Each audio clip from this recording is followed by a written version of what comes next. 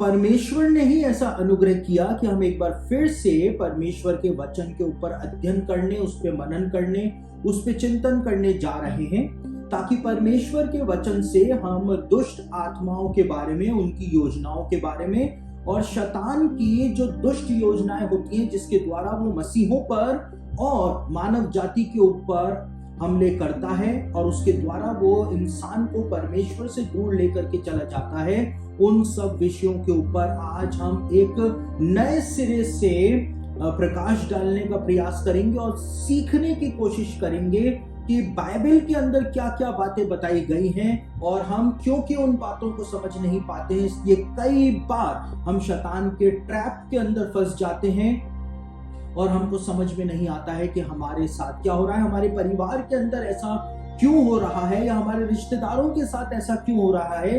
क्यों डॉक्टरों को बीमारी का सोर्स पता नहीं चल पा रहा है, डॉक्टर बीमारी को डायग्नोज नहीं कर पा रहे हैं, लेकिन व्यक्ति जो है वो ठीक नहीं हो पा रहा है, ऐसा क्यों होता है। उन सब बातों को भी हम समझने का, जानने का प्रयास करेंगे। तो सबसे पहले हम कुछ वचनों को पढ़ लेते हैं जहां से हम अपने आज के इस अध्ययन की, इस संदेश की बुनियाद को डालते थे। तो सबसे पहले हम एक वचन पढ़ेंगे जो पाया जाता है पुराने नियम से सबो उपदेशक की पुस्तक में। सबो उपदेशक उसका 3रा अध्याय, उसके पहले वचन को आपके सामने पढ़ने जा रहा हूं, जहां पर सबो उपदेशक के अंदर एक बहुत महत्वपूर्ण बात लिखी हुई है, बताई हुई है। यहां पे लिखा है, हर एक बात का एक अवसर और प्रत्येक काम का जो आकाश के नीचे होता है एक समय है। यहां पर सबो उपदेशक के अंदर इस बात को कहा गया है कि हर एक बात का जो स्वर्ग के नीचे या आकाश के नीचे होती है उसका एक प्रॉपर टाइम होता है, एक प्रॉपर समय होता है। एक और वचन को हम पढ़ लेते हैं जो पाया जाता है नीति वचन में। नीति वचन उसका 15 अध्याय और उसके 23वें वचन को आपके सामने पढ़ रहा हूं, जहां पर भी इसी प्रकार की एक बात को बताया गया है। यहां पर लिखा है, सज्जन उत्तर देने से आनंदित होता है और अवसर पर कहा हुआ वचन क्या ही भला होता है। यानी कि सबो उपदेशक के अंदर इस बात को कहा गया है कि हर एक चीज का, हर एक काम का एक प्रॉपर टाइमिंग होता है। और यहां पर नीति वचन के अंदर कहा गया है कि अवसर पर कहा हुआ वचन ही सबसे ज्यादा लाभदायक होता है, यानी कि प्रॉपर टाइमिंग पर कहा गया वचन जो होता है वही सबसे ज्यादा लोगों को लाभ पहुंचाता है। यानी कि बाइबल इस बात को बताती है कि एक प्रॉपर टाइम जो होता है, उस टाइम के ऊपर यदि परमेश्वर के वचन का प्रचार किया जाए तो ही परमेश्वर का वचन जो है वो लोगों के लिए लाभदायक होता है। और आज जिस युग में हम जी रहे हैं, इस युग के अंदर इतना सब कुछ आज हो रहा है, पाप फैलता चला जा रहा है, दुष्ट आत्माओं के काम जो है वो बढ़ते चले जा रहे हैं। लोग ज्यादा से ज्यादा संख्या में आज दुष्ट आत्मा ग्रसित यानी कि डीमन पोजेस्ड होते चले जा रहे हैं। कलीसियाई इतिहास का जो रिकॉर्ड है, जो कि वेटिकन के अंदर पाया जाता है, वो कलीसियाई इतिहास का रिकॉर्ड इस बात को बताता है कि 2000 सालों के कलीसियाई इतिहास में कभी भी पूरी पृथ्वी पर इतने लोग डीमन पोजेस्ड यानी कि दुष्ट आत्मा ग्रसित नहीं हुए जितना आज हमारे समय के अंदर होते चले जा रहे हैं। पाप निरंतर बढ़ता चला जा रहा है। तो ये वो प्रॉपर टाइम है जब इस तरह के संदेश जो मैं आपको देने जा रहा हूं उनका प्रचार कलीसियाओं के अंदर किया जाए, मसीहों के बीच में किया जाए, ताकि मसीही लोग जान सके कि दुनिया में हो क्या रहा है, उनकी कलीसिया में हो क्या रहा है और उनके परिवारों में, उनके जीवनों में हो क्या रहा है। क्योंकि पौलुस कहता है कि शैतान का कोई भी दाव हम पे चल नहीं सकता है क्योंकि हम उसकी युक्तियों से अनजान नहीं है। तो पौलुस के समय के जो लोग थे वो शैतान की युक्तियों को जानते थे, उसकी युक्तियों से वो वाकिफ थे। लेकिन आज हम मसीही लोग जो हैं वो शैतान की युक्तियों से वाकिफ नहीं है, और इसीलिए ये प्रॉपर टाइम है कि अवसर पर कहा हुआ वचन ही लाभदायक होता है। ये वो प्रॉपर टाइम है जब इस तरह के संदेश मसीहों को दिए जाएं, ताकि परमेश्वर का ज्ञान लोगों को मिल सके और वचन का ज्ञान प्राप्त करके मसीही लोग शैतान का और दुष्ट आत्माओं का सामना कर सके। और बीते कुछ सालों में, जैसे मैंने आपको बताया, पूरी दुनिया के अंदर जो डीमन पोजेशन है, यानी दुष्ट आत्माओं के द्वारा जो लोग ग्रसित हो रहे हैं, ये घटनाएं बढ़ती ही चली जा रही। और प्रकाशित वाक्य का 13वां अध्याय पढ़ें, प्रकाशित वाक्य का 9वां अध्याय पढ़ें, तो वहां पर इस बात को बताया हुआ है। प्रकाशित वाक्य 13वें अध्याय में तो 2000 साल पहले ही यूहन्ना के द्वारा इस बात को लिख दिया गया था कि अंत के दिनों में लोग शैतान की उपासना करनी शुरू कर देंगे। वहां पे लिखा है, लोगों ने अजगर की पूजा करी, अजगर की उपासना करी, जो कि हो ही नहीं सकता था। मानव इतिहास में पहली बार हमारे समय के अंदर जो शैतानवाद है, उसको एक धर्म के रूप में दुनिया के अंदर मान्यता दी जा रही है, जो कि कभी हो ही नहीं सकता था। लेकिन प्रकाशित वाक्य 13 अध्याय के अंदर 2000 साल पहले ही यूहन्ना ने इस बात को लिख दिया था। दूसरी ओर प्रकाशित वाक्य के 9वें अध्याय के अंदर इस बात को बताया हुआ है, भविष्यवाणी दी हुई है कि अंत के दिनों के जो लोग होंगे वो जादू टोना करने से मन नहीं फिराएंगे। यानी कि जिस चीज से परमेश्वर भयानक रूप से घृणा करता है कि लोग जादू टोना करते हैं या जादू टोना करने वालों के पास जाते हैं, वो क्रिया जो है, वो काम जो है, पृथ्वी के लोगों के द्वारा अंत के दिनों में बहुतायत से किया जाना शुरू हो जाएगा। और इसीलिए वहां पे लिखा है कि पृथ्वी के लोगों ने जब मन नहीं फिराया इन कामों से, तो परमेश्वर ने और विपत्तियों को पृथ्वी के ऊपर, इंसान के ऊपर भेजना शुरू कर दिया। तो प्रकाशित वाक्य में हमारे पास भविष्यवाणी दी हुई है कि अंत के दिनों में लोग शैतान की उपासना करनी शुरू कर देंगे। लिखा हुआ है, अंत के दिनों के अंदर लोग जो है जादू टोना करने से मन नहीं फिराएंगे। यानी भविष्यवाणी है, अंत के दिनों में एक भयानक समय जो है वो आ जाएगा, जो जिसका सामना कलीसियाई इतिहास के 2000 सालों में रहने वाले जो मसीही हुए, उन्होंने कभी नहीं किया। उन दिनों के अंदर आज हम अपना जीवन व्यतीत कर रहे हैं, और इसीलिए ये प्रॉपर टाइम आ गया है कि ऐसे संदेशों से कलीसिया को अवगत कराया जाए कि शैतान क्या कर रहा है, और उसका काउंटर करने के लिए अब हमको अपनी कमर कस के तैयार हो जाने की जरूरत जो है वो आन पड़ी है। रोमन कैथोलिक चर्च जो है, उसने सबसे पहले इस बात का इनिशिएटिव लिया। 2007 से रोमन कैथोलिक चर्च जो था, उसने इनिशिएटिव ले लिया था कि दुष्ट आत्माओं को दुनिया के अंदर कैसे रोका जाए। और इंटरनेशनल एसोसिएशन ऑफ एक्सॉर्सिस्ट, यानी कि दुष्ट आत्माओं को निकालने वाले जो लोग हैं, जो पादरी हैं, उनका एक इंटरनेशनल एसोसिएशन रोम के अंदर बनाया गया, ताकि लोगों को, और खास तौर से प्रीस्ट जो हैं, पादरी जो हैं, उनको तैयार किया जा सके ताकि दुष्ट आत्माओं को और शैतान का सामना किया जा सके। लेकिन वेटिकन का ये प्रयास जो था, इंटरनेशनल एसोसिएशन ऑफ एक्सॉर्सिस्ट बनाने का ये प्रयास जो था, वो इतना सफल नहीं हो पाया, क्योंकि दुनिया के अंदर लोग, और खास तौर से जो प्रीस्ट हैं, पादरी हैं, वो इस बात को मानने के लिए भी तैयार नहीं है कि शैतान का अस्तित्व इस संसार के अंदर पाया जाता है। यानी कि जब कोई इस बात को मानेगा ही नहीं कि शैतान और दुष्ट आत्माएं हैं, तो फिर वो कैसे उसका सामना कर पाएगा। और आपको जानकर के हैरानी होगी कि पूरे अमेरिका के अंदर, अमेरिका देश के अंदर सिर्फ 2 ही ऑफिशियल एक्सॉर्सिस्ट पाए जाते हैं। दोनों ही कैथोलिक प्रीस्ट हैं, ना तो प्रोटेस्टेंट कहीं पर हैं, ना पेंटिकॉस्टल्स कहीं पर हैं। सिर्फ 2 ही कैथोलिक प्रीस्ट जो हैं, जिनको ऑफिशियली माना जाता है, जिनको अमेरिकन गवर्नमेंट जिनको मानती है कि हाँ ये ऑफिशियल एक्सॉर्सिस्ट हैं, जो कि दुष्ट आत्माओं को निकालते हैं। पूरे देश के अंदर सिर्फ 2 ही एक्सॉर्सिस्ट पाए जाते हैं। भारत के अंदर तो खैर आपको हर गली नुक्कड़ पर ये दुष्ट आत्मा निकालने वाले मिल जाएंगे, और आजकल कई सारे जो पादरी लोग हैं, प्रचारक लोग हैं, वो तो ऐसे ही चुटकियों में दुष्ट आत्माएं निकाल रहे हैं, लोगों को उछाल रहे हैं, लोगों को गिरा रहे हैं। लेकिन जब असली दुष्ट आत्मा से यदि भारत के किसी पादरी या प्रचारक का सामना हो जाए, जो सो कॉल्ड पादरी हैं, उनका सामना हो जाए, तो उनको पता चलेगा कि दुष्ट आत्मा वास्तव में क्या होती है और वो क्या कुछ कर सकती है। तो हम इन सब बातों को समझेंगे कि ये सब शुरुआत कहां से हुई और ये सब कुछ कैसे कार्य करता है, क्यों ऐसा होता है, फंडामेंटल ट्रुथ क्या है, और उसके बाद धीमे धीमे करके एक एक लेसन में हम आगे बढ़ते चले जाने वाले हैं। तो सबसे पहले आपको इस बात को समझना पड़ेगा कि हमारे अलावा दो और जगत इस संसार के अंदर पाए जाते हैं। एक हमारा जगत है जो हम जीवित प्राणियों का जगत है, और हमारे अलावा दो और जगत पाए जाते हैं। एक है अंधकार का जगत और एक है उजियाले का जगत। और ये दोनों जगत जो थे ये खुद परमेश्वर के द्वारा बनाए गए थे। और कब बनाए गए थे?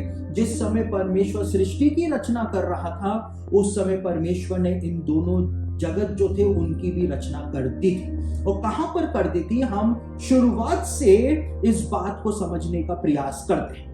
उत्पत्ति की पुस्तक उसका पहला अध्याय 4 और 5वें वचन के अंदर इस बात को बताया हुआ है कि परमेश्वर ने जब सृष्टि की रचना करी, उस समय ही परमेश्वर ने अंधकार के जगत की और ज्योति के जगत की यानी उजियाले के जगत की भी रचना उसी समय परमेश्वर ने कर दी थी। यहां पर क्या लिखा है?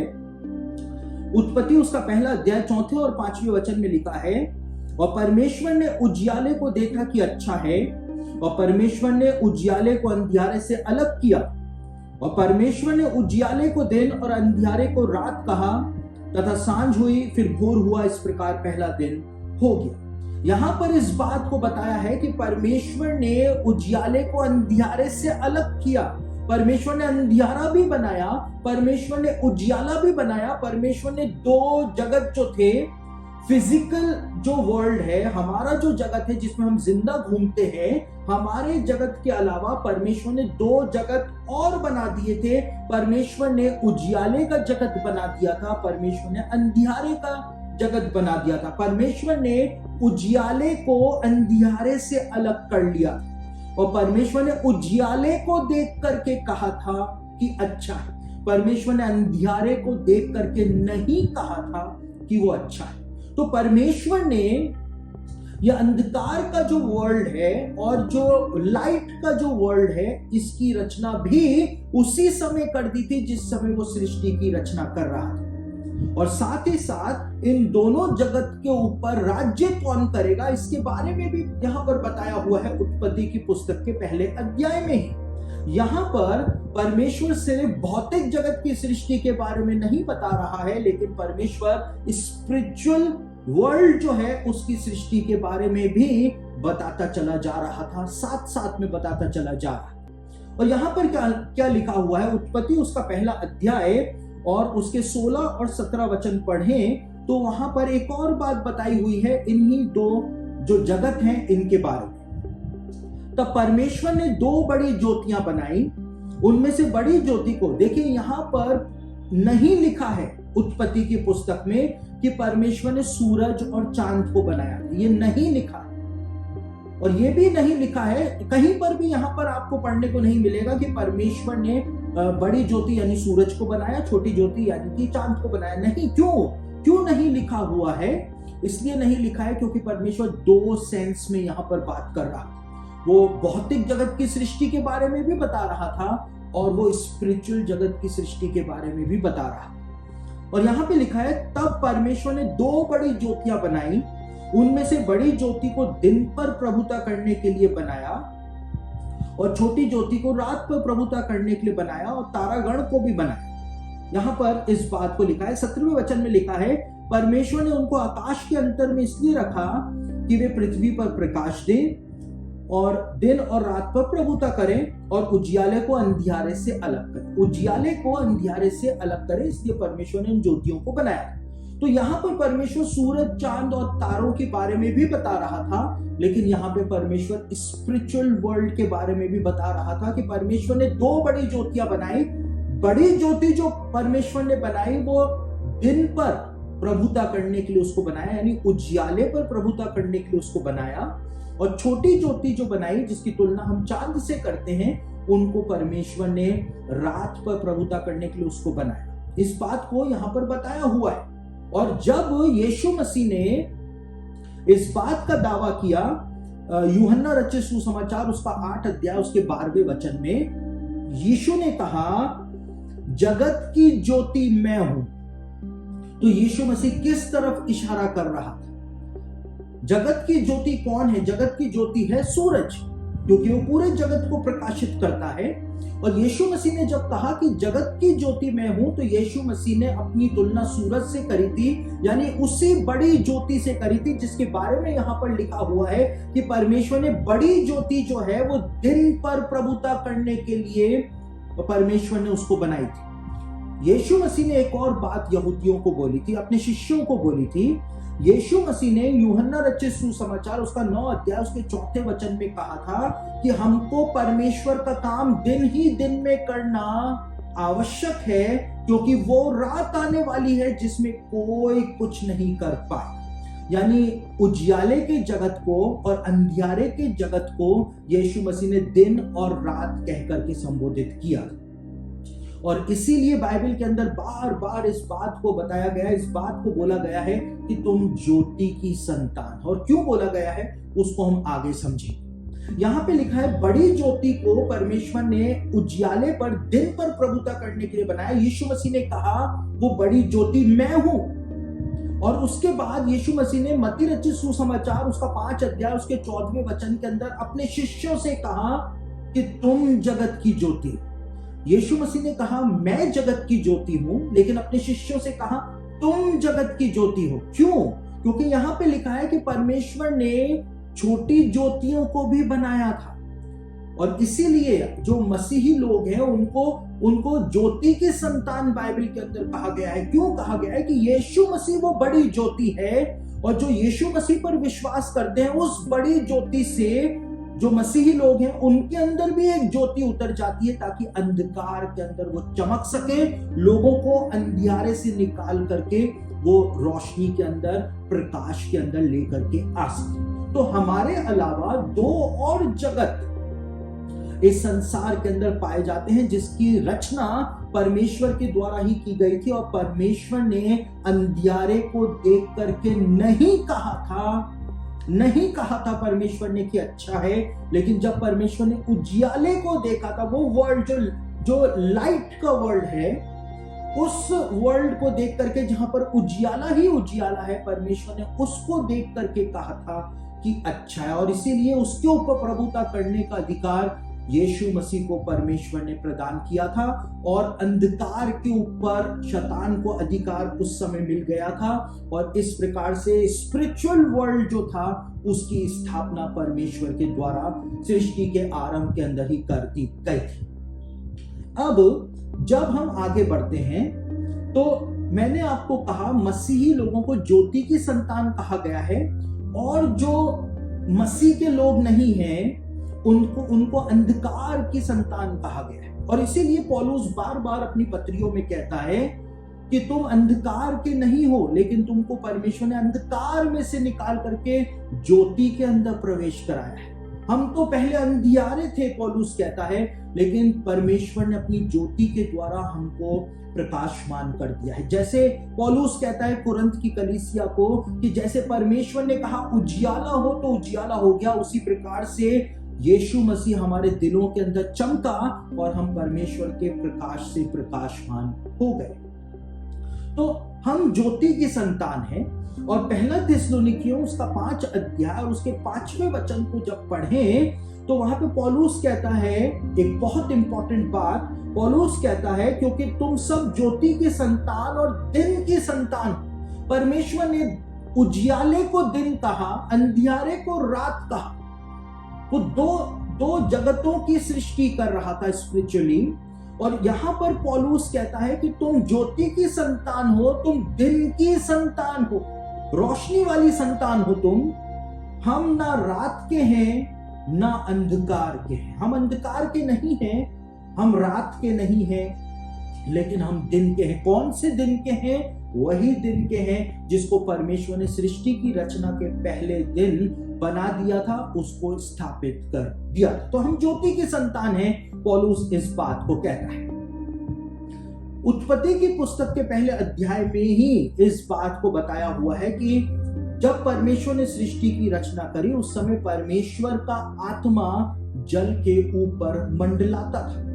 परमेश्वर का आत्मा, हिब्रू में उसको रूआख कहा जाता है, और रूआख का मतलब श्वास होता है।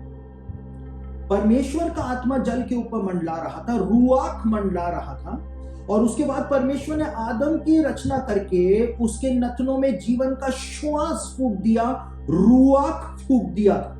यानी परमेश्वर ने अपने पवित्र आत्मा को इंसान के नथनों के अंदर फूंक दिया था और इंसान जीवित प्राणी बन गया। और इसीलिए जो यहूदी सोर्सेस हैं, जैसा मैंने आपको बीते समय भी बताया था कि जो यहूदियों की कमेंट्रीज हैं वो इस बात को बताती हैं कि आदम और हवा के शरीर जो थे उनके अंदर से लाइट निकला करती थी, प्रकाश निकला करता था, और जब उन्होंने पाप किया तो वो प्रकाश जो था वो उनसे छिन गया था। और जब प्रकाश छिन गया, इस कौन सा प्रकाश परमेश्वर ने उनको दिया था? वही प्रकाश, वही उजियाला। परमेश्वर ने कहा उजियाला हो तो उजियाला हो गया था। वो पवित्र आत्मा का प्रकाश था जिससे पूरी पृथ्वी प्रकाशमान हो गई थी, और उसी प्रकाश को परमेश्वर ने इंसान के नथनों के अंदर फूंक दिया था। इंसान के शरीरों में से लाइट निकला करती थी, रोशनी निकला करती थी। ये बात यहूदी कमेंट्रीज हमको बताती है। लेकिन आदम और हवा को कैसे पता चला कि वो नंगे हैं? क्योंकि वो लाइट जो थी वो उनसे छिन गई थी, और लाइट छिन जाने के बाद अब वो ज्योति की संतान नहीं रह गए थे। ज्योति के संतान अब वो नहीं रह गए थे। और जब पवित्र आत्मा हमारे जीवन में वापस से आ जाता है तो वो लाइट जो है वो हमारे जीवन के अंदर आ जाती है। हमको कैसे पता? कहां पर लिखा हुआ है? पहला कुरिन्थियों उसका 12 अध्याय उसके 7वें वचन को पढ़ें तो आप हैरान रह जाएंगे कि पवित्र आत्मा के वरदानों के बारे में जो बात बताई हुई है, पवित्र आत्मा के वरदानों के विषय में बताया हुआ है कि जब पवित्र आत्मा हमको वरदान देता है तो वो वरदान नहीं, लेकिन वो हमको प्रकाश देता है। वही प्रकाश जो परमेश्वर ने आदम के नथनों के अंदर फूंक दिया था, वही प्रकाश जिससे परमेश्वर ने उजियाला कर दिया था। पहला कुरिन्थियों उसका 12 अध्याय उसके 7वें वचन के अंदर लिखा है, किंतु सबके लाभ पहुंचाने के लिए हर एक को आत्मा का प्रकाश दिया जाता है। हर एक को आत्मा का प्रकाश दिया जाता है। पवित्र आत्मा का प्रकाश जो है, जब पवित्र आत्मा आपके जीवन में आता है, जब पवित्र आत्मा आपको वरदान देता है, गिफ्ट्स देता है, तो पवित्र आत्मा का प्रकाश आपको दिया जाता है। आपके अंदर पवित्र आत्मा की लाइट आ जाती है। आप चलते फिरती ज्योति बन जाते हैं। तुम जगत की ज्योति हो, यीशु मसीह ने इस बात को कहा था, और इस अंधियारे के अंदर तुमको चमकना है। और इसीलिए यीशु मसीह इस बात को कहता है यूहन्ना रचित सुसमाचार 15 अध्याय उसके 19वें वचन के अंदर कि इससे तुम परेशान मत हो कि संसार तुमसे प्रेम नहीं करता है। यीशु ने कहा संसार अपनों से प्रेम करता है, और संसार तुमसे इसलिए प्रेम नहीं करता है क्योंकि तुम इस संसार के हो ही नहीं। अंधियारे के अंदर तुम चमक रहे हो और लोग अंधियारे के अंदर घूम रहे हैं। संसार जो है वो अंधियारे वाले लोगों को ही पसंद करेगा, चमकने वाले, रोशनी वाले, प्रकाश वाले लोगों को पसंद नहीं करेगा। इस बात को यीशु मसीह ने अपने शिष्यों को पहले से ही बता दिया। तो जब पवित्र आत्मा हमारे अंदर आ जाता है, और इसीलिए लिखा हुआ है बाइबल के अंदर कि जिसके पास पवित्र आत्मा नहीं है वो परमेश्वर के परिवार का सदस्य नहीं है। रोमियो की पत्री में साफ तौर से इस बात को बताया गया। तो सबसे पहली बात हमको ये समझने को मिलती है कि परमेश्वर ने स्पिरिचुअल वर्ल्ड की रचना जो थी वो सृष्टि के आरंभ में ही कर दी थी, और उसके बाद परमेश्वर ने वो लाइट जो है वो पवित्र आत्मा के रूप में इंसान के अंदर प्रदान कर दी थी। जो पवित्र आत्मा जब हम प्राप्त कर लेते हैं तो वो लाइट हमारे अंदर वापस से आ जाती है। इस बात को हम समझते हैं। आगे जब हम बढ़ते हैं तो बाइबल के अंदर एक नियम, एक सिद्धांत बताया गया है कि हमको कभी भी किसी अननोन से, अजनबी से बात नहीं करनी है। आदम और हवा जो थे वो स्पिरिचुअल वर्ल्ड को भी देख सकते थे और आदम और हवा जो थे वो फिजिकल वर्ल्ड को भी देख सकते थे, ये उनकी बॉडी थी। बाइबल में ये नियम दिया हुआ है कि हमको कभी भी किसी अननोन से बात नहीं करनी है। कैसे नहीं करनी है?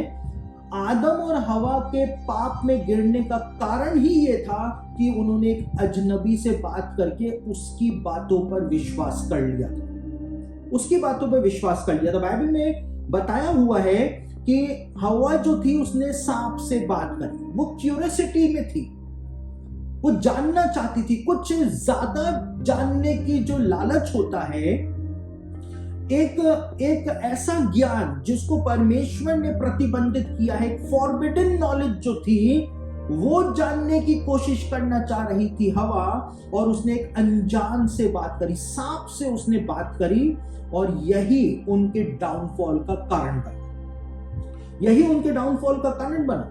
और वो सिन नेचर जो था वो इंसान के अंदर आ गया। एक अननोन से बात करी, उसके अंदर एक जिज्ञासा थी कि मुझको कुछ जानना है, उसको फ्यूचर जानना था, उसको कुछ स्पेशल नॉलेज लेनी थी, उसको दूसरों से ज्यादा जानकारी प्राप्त करनी थी।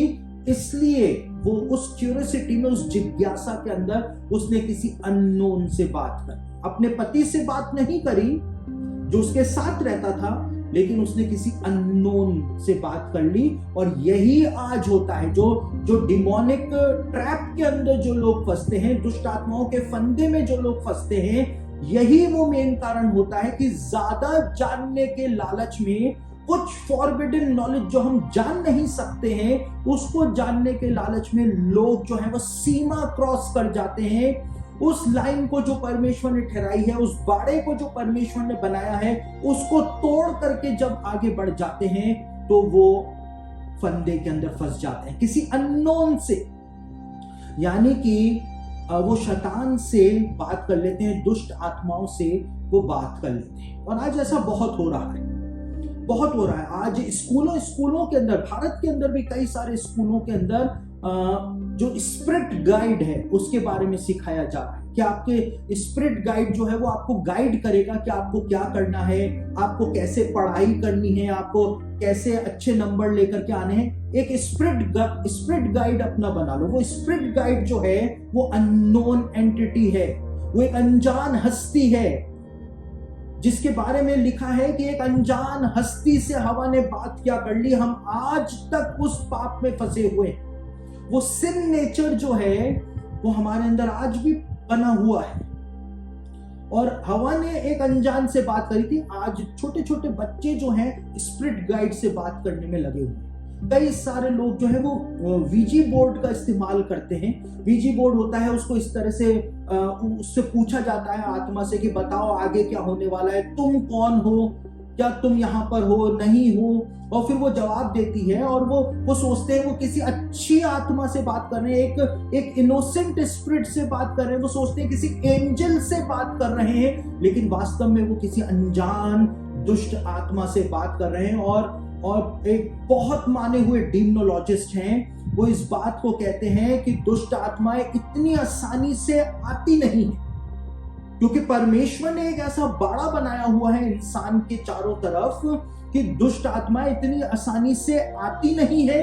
और वो लिखते हैं अपनी किताब में कि एक बार दुष्ट आत्माएं आ जाएं तो फिर वो इतनी आसानी से जाती भी नहीं। तो लोग जो हैं वो आज परेशान हैं। क्यों परेशान है? क्योंकि वो अननोन को जानना चाहते हैं। कई सारी जवान लड़कियां हैं आज हमारे समय में। मैंने क्यों इस बात को कहा स्टार्टिंग में कि ये वो प्रॉपर टाइम है जब इस प्रकार के संदेश का प्रचार मसीहों के बीच में किया जाए, क्योंकि हमारे ही बच्चे इतनी भयानक गलतियां आज करने में लगे हुए हैं। कई सारी जवान लड़कियों को जानना होता है कि उनका विवाह किस हैंडसम से होने जा रहा है, और इस चक्कर के अंदर वो कभी सिक्के के द्वारा जवाब प्राप्त करने की कोशिश करते हैं, कभी वीजी बोर्ड के द्वारा जवाब प्राप्त करने की कोशिश करती हैं, कभी स्पिरिट गाइड के द्वारा वो जवाब प्राप्त करने की कोशिश करती हैं कि कौन है वो हैंडसम जिससे मेरी शादी होने वाली है, और वहीं पर ही वो ट्रैप में फंस जाती है। हवा ने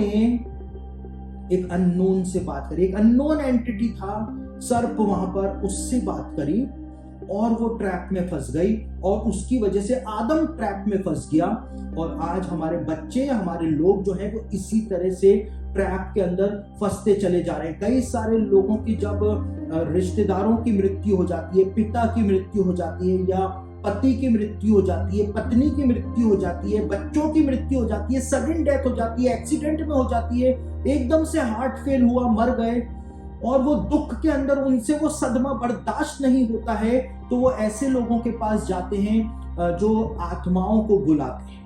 वहां पर किसी भी मरे हुए की आत्मा नहीं आती है, लेकिन वहां पर होता क्या है, वहां पर एक दुष्ट आत्मा जो है वो भेष बदल करके आती है, किसी के पति का, किसी के पिता का, किसी की माता का, किसी के बॉयफ्रेंड का और किसी की पत्नी का भेष बदल करके आती है। और एक बार आपने फॉरबिडन नॉलेज को लेने के लिए किसी अननोन एंटिटी से बात कर ली, आप वहीं पर ही ट्रैप के अंदर फंस जाएंगे। बाइबल में लिखा है, जो बाड़ा तोड़े उसको सर्प डसेगा। आप जो बाड़ा परमेश्वर ने इंसान के चारों ओर बनाया है, उसको तोड़ करके यदि कोई सीमा लांघ करके आगे जाएगा, तो बाइबल में लिखा है उसको सर्प यानी कि दुष्ट आत्मा और शैतान उसको डसेगा, यानी उसको अपने फंदे में ले लेगा। और उसके बाद फिर लोग परेशान होना शुरू हो जाते हैं कि निरंतर उनके कानों के अंदर आवाजें उनको सुनाई देने लगती हैं, जैसे उनको कोई कुछ बोल रहा हो, उनको गाइड कर रहा हो। शुरू में दुष्ट आत्मा जो है, अगर कोई अपने पति की आत्मा से संपर्क करने गया होता है, पत्नी की आत्मा से, पिता की आत्मा से, माता की आत्मा से, तो उनको कानों के अंदर उन्हीं की आवाजें सुनाई देती हैं। लेकिन बाद में जब वो पोजेशन बढ़ता चला जाता है, तब उनको पता चलता है कि यहाँ पर एक दुष्ट आत्मा जो है उसको वो इनवाइट करके घर पर लेकर के आ गए हैं। तो इसीलिए हवा के एग्जाम्पल को हमको हमेशा याद रखना है, किसी भी अननोन से हमको कभी भी बात नहीं करनी है, कभी भी बात नहीं करनी है, वरना हम ट्रैप में फंस जाएंगे। और देखिए, आदम और हवा ने जब पाप किया तो इंसान को सिन नेचर मिल गया, इंसान के अंदर सिन है। और इसीलिए जब एक बच्चा पैदा होता है तो वो उस सिन नेचर के साथ पैदा होता है। और इंटरनेशनल एसोसिएशन ऑफ एक्सॉर्सिस्ट जो है वो इस बात को, उनका जो एक ऑफिशियल स्टेटमेंट है उसके अंदर इस बात को वो लोग कहते हैं कि जब एक बच्चा पैदा होता है, चाहे विश्वासियों का ही बच्चा पैदा हो रहा हो, देखिए बच्चे को कभी भी कोई झूठ बोलना नहीं सिखाता है, लेकिन बच्चा जो है अपने स्वभाव से अपने आप झूठ बोलता है। मैंने देखा है अपनी आंखों से, मैंने अपनी आंखों से देखा है, किसी ने कभी कुछ उस बच्चे को नहीं सिखाया, लेकिन उसने मेरे सामने आकर के झूठ बोला था। तो बच्चा जो होता है वो अपने आप झूठ बोलता है। वो झूठ उसने कहां से सीखा? आदम और हवा से वो सिन नेचर हमको मिला है। और इसीलिए इंटरनेशनल एसोसिएशन ऑफ एक्सॉर्सिस्ट अपने स्टेटमेंट के अंदर कहती है कि जब एक बच्चा जन्म लेता है तो वो सिन नेचर के साथ जन्म लेता है, और जब सिन नेचर के साथ वो जन्म लेता है तो वो उसी समय शैतान के गुलाम के रूप में पैदा होता है, शैतान के गुलाम के रूप में पैदा होता है। और इसीलिए लिखा है कि यीशु मसीह ने हमको दाम दे करके मोल लिया है, गुलाम का दाम दे करके, उसका पूरा दाम चुका करके उसके बाद उसको खरीदा जाता था। इसीलिए हर पीढ़ी में जब लोग पैदा होते हैं तो वो गुलाम बन करके पैदा होते हैं, शैतान के गुलाम बन के पैदा होते हैं। शैतान उनका स्वामी होता है। क्यों होता है? क्योंकि वो सिन नेचर के साथ पैदा होते हैं। यूहन्ना रचित सुसमाचार में यूहन्ना बपतिस्मा देने वाला यीशु मसीह को देख करके बहुत महत्वपूर्ण बात कहता है, जिस पर आपने शायद कभी ध्यान नहीं दिया होगा। और यूहन्ना रचित सुसमाचार उसका पहला अध्याय उसके 29वें वचन के अंदर एक बात लिखी हुई है। वहां पर यूहन्ना यीशु मसीह को देख करके कहता है कि ये परमेश्वर का मेमना है जो जगत का पाप उठा करके ले जाता है। जगत के पाप नहीं, जगत के पाप नहीं, जगत का पाप उठा करके ले जाता है। का, क्यों का शब्द का इस्तेमाल वहां पर किया गया? इसलिए किया गया यानी कि वो सिन नेचर जो आदम और हवा से इंसान को मिला है, वो सिन नेचर को ही परमेश्वर का मेमना उठा करके ले जाता है, दाम चुका रहा है। जो गुलाम है, शैतान के गुलाम है, उनको दाम दे करके खरीद रहा है, इसलिए वो जगत का पाप उठा करके ले जा रहा है। और इसीलिए पौलुस रोमियो की पत्री में कहता है कि मैं अच्छे काम तो करना चाहता हूं, लेकिन अच्छे काम उससे बनते नहीं है, लेकिन जो मैं नहीं करना चाहता हूं वो मैं कर देता हूं, पौलुस कहता है। और इसका कारण पौलुस बताता है कि वो पाप जो मेरे अंदर बसा हुआ है, वो सिन नेचर है जो हमसे पाप कराता है। तो आदम और हवा से वो इनहेरिट होकर के हमारे अंदर आ गया, और इसीलिए हर एक इंसान जो जन्म लेता है वो शैतान के गुलाम के रूप में जन्म लेता है। और जब इंसान के गुलाम के रूप में जन्म लेता है तो यीशु मसीह ही है जो उसको दाम दे करके वापस से छुड़ा लेता है, मोल ले लेता है और उसको दिन के अंदर, उजियाले के अंदर लेकर के आ जाता है। परमेश्वर ने हमको अंधकार के साम्राज्य में से छुड़ा करके अपने प्रिय पुत्र यीशु मसीह के राज्य में प्रवेश कराया है। पौलुस कुलुसियों की पत्री में इस बात को कहता है। तो जब इंसान पाप के स्वभाव के साथ, सिन के साथ जब पैदा होता है तो वो शैतान का गुलाम है।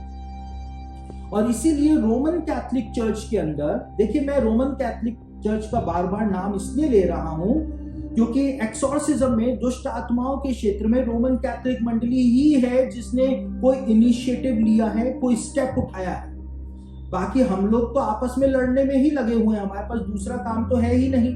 इसको गिराना, ये पादरी आगे बढ़ रहा है उसको पकड़ के गिराना, ये आगे जा रहा है इसको रोकना, उसको बदनाम करना और दिखावा करना, मैं प्रॉफिट हूं, मैं अपोस्टल हूं, मैं ये हूं। एक ने तो अपने नाम के आगे apostle, profit, evangelist, doctor, reverend लगा रखा है। तो इतने उपाधियों को लेकर के क्या फायदा, जबकि आपके जीवन से वो फ्रूट दिखाई नहीं दे रहे हैं, आपकी कलीसिया नहीं है, आप इतनी उपाधियां लेकर के घूम रहे हैं। तो हम लोग जो हैं, प्रोटेस्टेंट्स जो हैं, हम सिर्फ लड़ने झगड़ने में लगे हुए हैं आपस में, लेकिन इनिशिएटिव जो है वो रोमन कैथोलिक मंडली ने लिया है, इसलिए उसका क्रेडिट उसको मिलना ही चाहिए। और रोमन कैथोलिक मंडली किसी भी पादरी को एक्सोर्सिस्ट नहीं बनाता है, दुष्ट आत्मा निकालने वाला नियुक्त नहीं करता है, उस व्यक्ति को कभी भी नियुक्त नहीं करता है जिसकी आत्मा पर पाप का बोझ होता है, यानी उसके जीवन में कहीं ना कहीं पाप है और अनकन्फेस्ड है, यानी उसने अभी तक उसको स्वीकारा भी नहीं है, उसके लिए माफी मांगी भी नहीं। क्योंकि इस बात को बताया जाता है कि अगर किसी की आत्मा के ऊपर पाप का बोझ है और वो जा करके दुष्ट आत्मा को जब यीशु मसीह के नाम से कमांड करेगा कि इसमें से निकल, तो आप अपने स्वामी को कमांड कर रहे हैं, आप उसके नौकर हैं। सिन नेचर के साथ आप पैदा हुए और उसके बाद आपके अंदर अभी भी आपकी आत्मा के ऊपर पाप का बोझ बना हुआ है, और उसके बाद आप अपने स्वामी को कमांड कर रहे हैं कि उस व्यक्ति में से बाहर निकल। और स्वामी को जब नौकर कमांड करे, आज्ञा चलाए नौकर जब स्वामी पर, तो फिर क्या हश्र होता है, इसके बारे में हम प्रेरितों के काम में पढ़ते हैं कि एक महायाजक के बेटे थे जो जाकर के पौलुस और यीशु मसीह के नाम से दुष्ट आत्माओं को निकालना उन्होंने शुरू किया था, और लिखा है दुष्ट आत्मा ने उनको नंगा करके नगर के अंदर दौड़ाया था। तो इस बात की सावधानी बरतनी है कि अगर आपकी आत्मा के ऊपर पाप का बोझ है, आप कभी भी दुष्ट आत्मा को आज्ञा या कमांड नहीं दे सकते। वो आपका कमांड मानेगी ही नहीं, क्योंकि उसको पता है वो आपके पापों को महसूस कर सकती है। और जिन बातों को आप छिपाना चाहते हैं दुनिया से, आप छुपाना चाहते हैं कि आपके जीवन में ये पाप है, दुष्ट आत्माएं जो होती है उन्हीं पापों को पब्लिकली बोलती। और इसीलिए मैं इस बात को बोलता हूं, कई सारे ऐसे प्रॉफिट हैं आज भारत में भी जो पब्लिकली लोगों को कहते हैं कि आपके जीवन में ये पाप चल रहा है, और बहुत ही गंदे गंदे पाप जो उनके जीवन के होते हैं वो जाहिर करते हैं। पवित्र आत्मा कभी भी पब्लिकली आपके पापों को दूसरों के सामने नहीं बताएगा। पवित्र आत्मा आपको आपके दिमाग के अंदर बताएगा। पवित्र आत्मा आपको आपके अंदर उस बात के लिए कायल करेगा, वो तस्वीरें दिखाएगा आपके दिमाग के अंदर कि तूने उस दिन ये घृणित काम किया था, ये पाप किया था। लेकिन पवित्र आत्मा कभी भी दूसरों के सामने नहीं बताएगा कि आपके जीवन के अंदर कौन सा संगीन पाप आप कर रहे हैं। और ये दुष्ट आत्माओं का काम होता है कि वो पब्लिकली लोगों के पाप जो है वो बखान करती है, और जिन चीजों को आप छिपाना चाहते हैं दूसरों से, वो निकाल करके वो लोगों के सामने लेकर के आती है। देखिए, एक बड़े मजे की बात बताऊं, बाइबल में इस बात को बताया हुआ है कि यीशु मसीह जो था वो निष्पाप था। यीशु मसीह के जीवन में कोई पाप ही नहीं था, इसलिए यूहन्ना बपतिस्मा देने वाला कहता है कि तुझे बपतिस्मा लेने की क्या जरूरत है, क्योंकि उसके जीवन में कोई पाप था ही नहीं। बाइबल में लिखा है वो सब बातों में हमारी तरह परखा गया तो भी निष्पाप निकला। लेकिन यीशु मसीह को दुनिया से एक बात छिपानी थी, और यीशु मसीह को छिपाना था इस बात को कि वो ही परमेश्वर का पुत्र है, वो ही परमेश्वर के द्वारा भेजा गया मसीह है। यीशु मसीह इस बात को छिपाना चाहता था कि दुनिया को पता न चलने पाए कि मैं ही परमेश्वर का पुत्र हूं। और इसीलिए हम क्या देखते हैं, जिस बात को यीशु मसीह छिपाना चाहता था, बार बार सुसमाचारों के अंदर लिखा हुआ है कि दुष्ट आत्माएं उसको बोला करती थी कि तू ही परमेश्वर का पुत्र है, तू ही परमेश्वर का जन है। और लिखा हुआ है सुसमाचारों के अंदर कि यीशु मसीह उनको बोलने नहीं देता था और उससे पहले उनको निकाल दिया करता था। जिन चीजों को आप छिपाना चाहते हैं दुनिया से, अगर आपकी आत्मा के ऊपर पाप का बोझ है, यदि आपके जीवन में कोई पाप है, तो दुष्ट आत्माएं उसको दुनिया के सामने बोल देंगी, दुनिया के सामने लेकर के आ जाएंगी, और ताकि आपका हौसला टूट जाए, ताकि आप बैकफुट के ऊपर आ जाएं, और दुष्ट आत्मा जो है वो और भी ज्यादा प्रबल हो जाए, और उसका जो अहंकार है, उस अहंकार के अंदर वो बनी रह सके। तो ये इतना आसान नहीं है जितना आज हम लोगों ने समझ लिया है कि हर कोई दुष्ट आत्मा निकाल रहा है, हर कोई ये कर रहा है, और दुष्ट आत्मा ऐसे निकलती भी नहीं है। कि किसी मीटिंग में आए, देखिए कई सारी दुष्ट आत्माएं होती हैं जो इंस्टेंटली निकल जाती हैं, उसी समय आपने कमांड किया और वो निकल जाएंगी। लेकिन मैक्सिमम दुष्ट आत्माएं जो होती हैं वो इतनी इजीली नहीं निकलती। हमारी सभाओं के अंदर क्या होता है, आजकल जो सभाएं हो रही हैं, बड़ी बड़ी कन्वेंशंस हो रही हैं, कॉन्फ्रेंसेस हो रही है, बड़ी बड़ी हो रही हैं सभाएं, ओपन एयर सभाएं हो रही हैं, उसमें दुष्ट आत्मा ग्रसित को लाते हैं। जैसे ही प्रचारक उनके लिए प्रार्थना करता है, वो गिर जाती हैं और वो कहते हैं कि इसमें से दुष्ट आत्मा निकल गई। ऐसा नहीं होता है। दुष्ट आत्माएं बहुत नाटकबाज होती हैं, बहुत ड्रामे करती हैं, और सिर्फ अपनी वाहवाही के लिए, खुद को प्रसन्न करने के लिए प्रचारक कहता है कि दुष्ट आत्मा निकल गई, लेकिन वो ही जब घर वापस व्यक्ति जाता है तो दुष्ट आत्मा वापस से अपना काम करना शुरू कर देती है। तो आपको इस बात को समझना पड़ेगा कि अगर सिन नेचर है, और अगर आप यीशु मसीह के लहू से नहीं धुले हुए हैं, और धुलने के बाद भी यदि आपकी आत्मा पर पाप का, किसी भी पाप का बोझ बना हुआ है, तो आप दुष्ट आत्मा को कभी भी कमांड नहीं कर सकते हैं। आप अपने स्वामी को कैसे कमांड कर पाएंगे? एक और महत्वपूर्ण बात जो फंडामेंटल ट्रुथ है वो ये है कि बाइबल में जिस होली ट्रिनिटी के बारे में बताया हुआ है, बाइबल में होली ट्रिनिटी के बारे में बताया हुआ है, परमेश्वर त्रिएक है, पिता, पुत्र और पवित्र आत्मा है। हालांकि कई सारे लोग जो है मसीही लोग वो विश्वास नहीं करते हैं, और देखिए मसीहों के विश्वास करने और नहीं करने से कुछ नहीं होता है, लेकिन दुष्ट आत्माएं तो विश्वास करती हैं कि परमेश्वर त्रिएक है, परमेश्वर एक ट्रिनिटी के रूप में कार्य करता हुआ दिखाई देता है।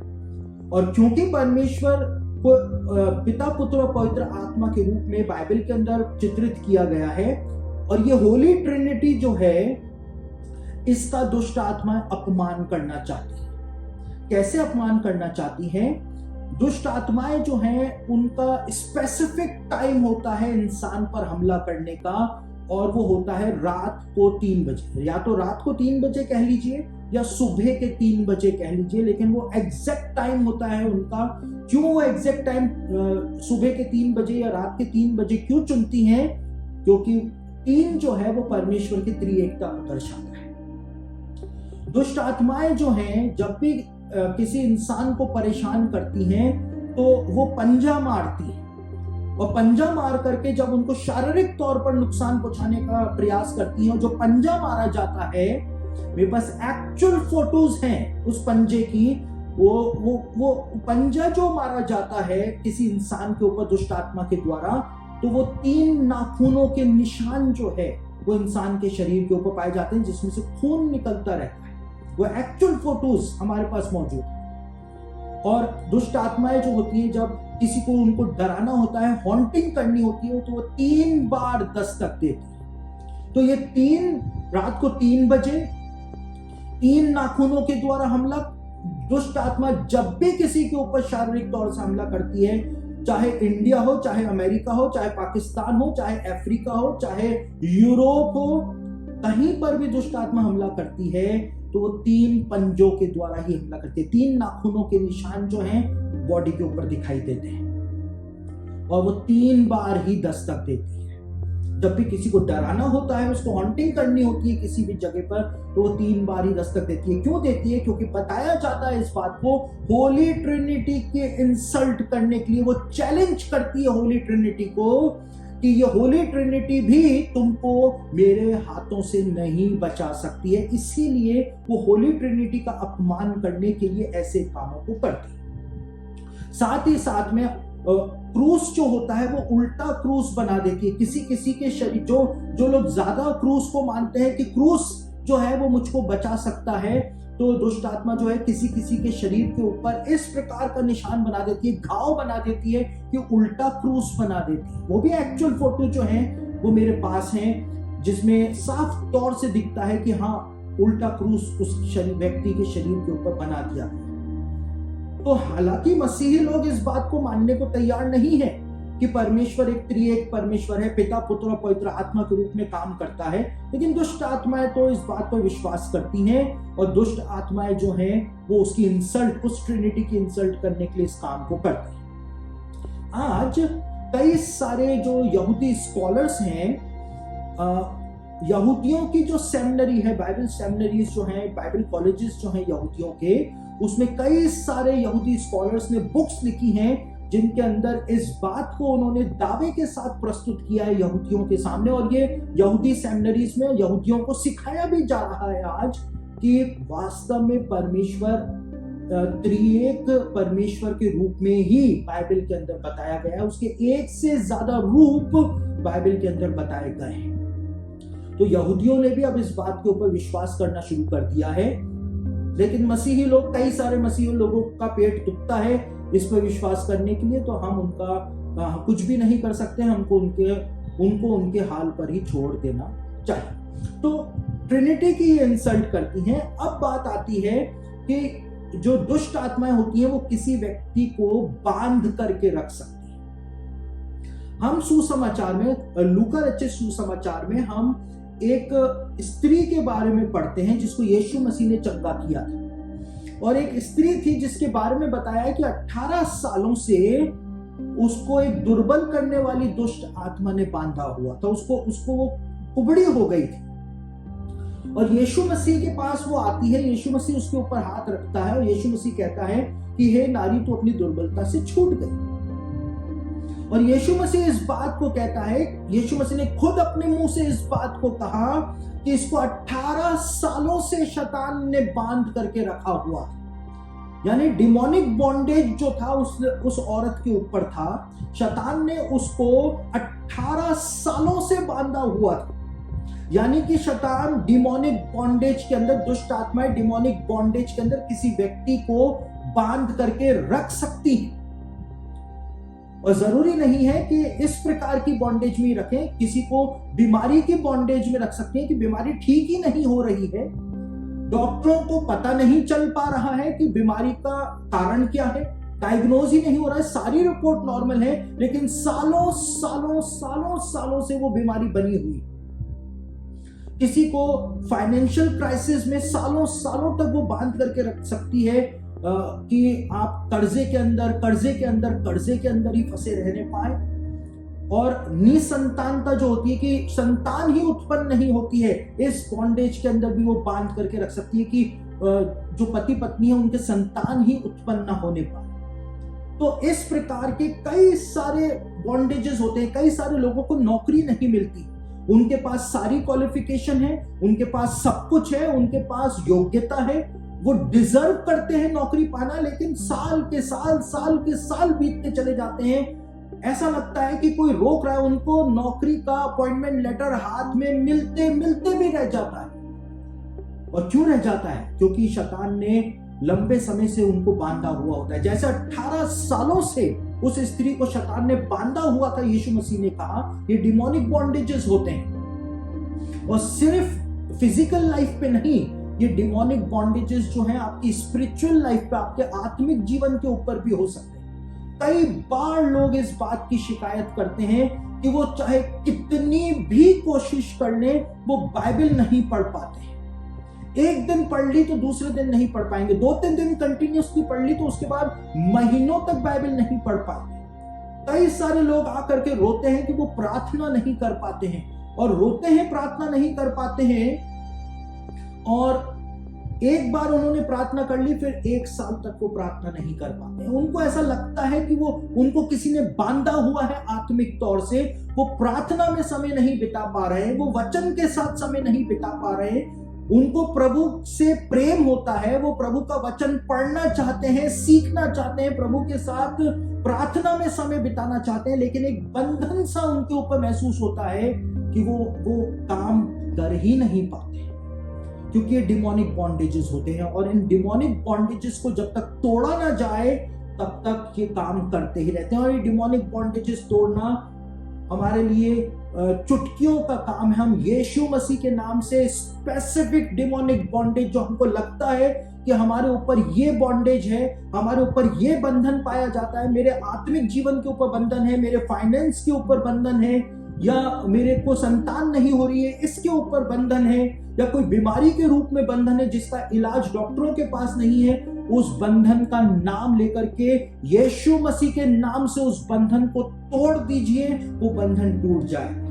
यीशु मसीह इसलिए आया ताकि वो हमको सारे बंधनों से आजाद कर सके। हम दुष्ट आत्माओं की महिमा के लिए इन सब बातों को सीख नहीं रहे हैं, हम इसलिए इन सब बातों को जान रहे हैं ताकि हम इनको प्रॉपर जवाब दे सकें, क्योंकि ये वो प्रॉपर टाइम आ गया है जब हमको भी अपनी कमर कस लेनी है। जब दुष्ट आत्माएं अपने काम में लगी हुई हैं, तो अब हमको भी अपनी कमर कस के सामने आ जाना पड़ेगा, हमारे परिवार को बचाने के लिए, हमारी कलीसियाओं को बचाने के लिए, हमारे खुद के जीवन को बचाने के लिए हमको सामने आना पड़ेगा। कई सारे लोग कहते हैं कि जब शैतान को मुझसे कोई प्रॉब्लम नहीं है तो फिर मैं उसके काम में टांग क्यों अड़ाऊं, इसलिए वो अपना काम कर रहा है, मैं आराम से अपना काम कर रहा हूं।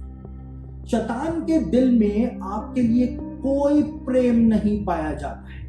यदि आप उसके काम में टांग अड़ाएंगे तो भी वो आपसे बदला लेगा, यदि आप घर में आराम से बैठेंगे और उसके काम में टांग नहीं अड़ाएंगे तो भी वो आपसे बदला लेगा। दोनों ही परिस्थिति में शैतान आपका दुश्मन है, दुष्ट आत्माएं आपकी दुश्मन है।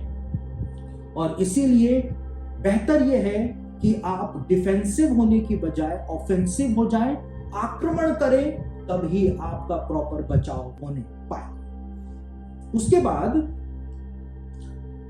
ये डिमोनिक प्रेजेंस जो लोगों के घरों के अंदर पाई जाती है, कई सारे घर होते हैं। मैंने बीते समय भी जब डिमोनोलॉजी के ऊपर स्टडी दी थी तो मैंने बताया था कि कैसे लोगों के घरों के अंदर दुष्ट आत्माएं होती हैं, घरों के अंदर से बदबू निकलती है इतनी भयानक कि वहां पे सांस नहीं ली जा सकती। तो सबसे पहले तो मैं आपको बताऊंगा कि जब किसी घर में डिमोनिक प्रेजेंस होती है तो उसके साइन या सिम्टम्स क्या होते हैं, और उसके बाद में आपको उस बात से आपको अवगत कराऊंगा कि ये डिमोनिक प्रेजेंस यानी दुष्ट आत्माएं अगर किसी घर में आ जाती हैं तो ये वास्तव में आती क्यों है। क्योंकि ये इंपॉर्टेंट नहीं है कि उस घर के अंदर दुष्ट आत्मा है, ये इंपॉर्टेंट नहीं है, ये इंपॉर्टेंट क्वेश्चन नहीं है कि उस घर में दुष्ट आत्मा है या नहीं है। इंपॉर्टेंट बात ये है कि उस घर में अगर दुष्ट आत्मा है तो फिर आखिर क्यों है, ये बात जो है वो हद से ज्यादा इंपॉर्टेंट होती है। तो सबसे पहले अगर किसी घर में दुष्ट आत्मा है, अगर किसी घर में दुष्ट आत्मा घुस गई, मैंने बताया कैसे घुसती है, किसी अननोन से आपने बात कर ली, किसी तांत्रिक को आपने घर पे बुला करके घर को ब्लेस करा लिया, आपने घर के अंदर वीजी बोर्ड का इस्तेमाल कर लिया, आपने घर के अंदर मरे हुए की आत्मा को बुलाने की कोशिश कर ली, आपने स्पिरिट गाइड को अपने घर के अंदर बुला लिया, तो आप समझिए कि आपने नरक को अपने घर के अंदर इनवाइट कर लिया। और भी बहुत सारे तरीके होते हैं। लोगों को, मसीही लोगों को जब पीलिया हो जाता है, जॉन्डिस हो जाता है, तो वो बाबा जी के पास भाग करके जाते हैं। मैं बता रहा हूं, मैंने देखा है, मैं जानता हूं, और एक बार नहीं, मैंने कई बार देखा है।